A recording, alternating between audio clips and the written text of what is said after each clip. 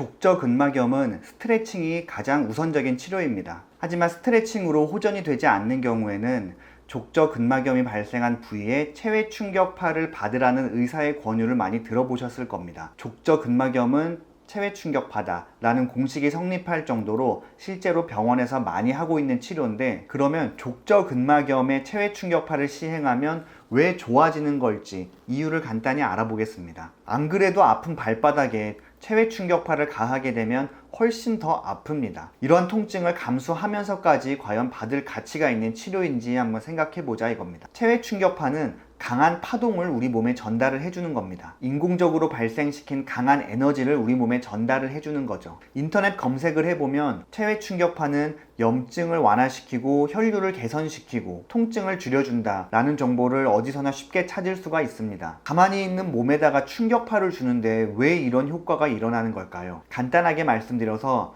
우리 몸에 손상받은 부위가 치유되기 위해서는 염증 반응이 일어나줘야 됩니다. 조직을 치유하기 위한 여러가지 염증 세포들이 손상받은 부위로 몰려와서 그 부위에서 발생한 노폐물은 제거를 해주고 조직 재생을 위해 필요한 새로운 물질들을 공급을 해줌으로써 손상이 회복되는 게 우리 몸의 기전입니다. 건물에 균열이 간 부분을 수선하기 위해서는 시멘트도 필요하고 벽돌도 있어야 되고 하는 것처럼 우리 몸의 손상받은 부위를 치료하기 위해서는 그 부위에 혈액을 비롯한 여러가지 물질들이 공급이 돼야 되는 거죠. 산소나 성장인자 그리고 그 외에 여러가지 물질이 필요합니다. 이렇게 손상받은 부위로 재생을 필요한 물질들이 모여드는 건 우리 몸이 가지고 있는 기본적인 능력인데, 그 능력을 조금 더 촉진시켜주는 게 체외 충격파의 원리입니다. 외부에서 새로운 자극을 줌으로써 우리 몸한테 알려주는 거죠. 혈액들아, 산소들아, 여기에 너희가 치료를 해야 될 어떤 일이 발생했다. 그러니 이 부위로 몰려들도록 해라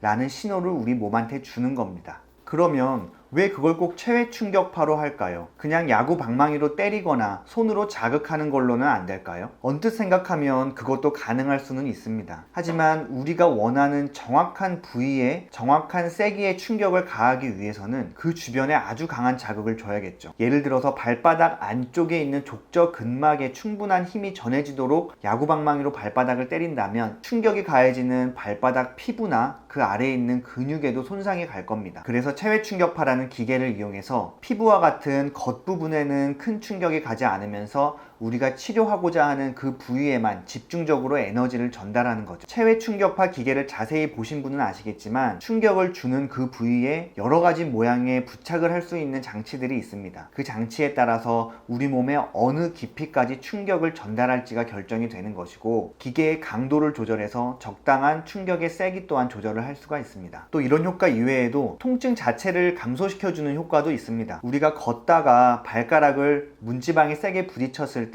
그 부분을 막 문지르면 일시적으로 통증이 완화되는 것 같은 효과를 느끼기도 하잖아요. 충격파라는 새로운 자극을 줌으로써 기존에 있던 통증을 우리 뇌에서 잘 느끼지 못하게끔, 다시 말해 뇌를 속이는 역할 또한 충격파에는 있습니다. 그래서 충격파를 시행을 함으로써 우리는 통증이 줄어드는 역할, 그리고 손상받은 부위의 재생을 촉진하는 두 가지의 효과를 기대해 볼 수가 있는 거죠. 하지만 체외 충격파가 모든 환자분들한테 효과가 있는 건 아닙니다. 연구 결과에 따라 좀 달라지긴 하지만 10명의 족저근막염 환자에게 체외 충격파를 시행을 하였을 때 한 절반에서 많게는 한 3분의 2 정도의 환자한테서만 그 효과가 있다라고 합니다. 그래서 체외 충격파가 효과가 없는 경우는 그 이외에 주사 치료나 약물 치료 또는 심한 경우에는 수술까지도 생각을 해보는 경우가 있습니다.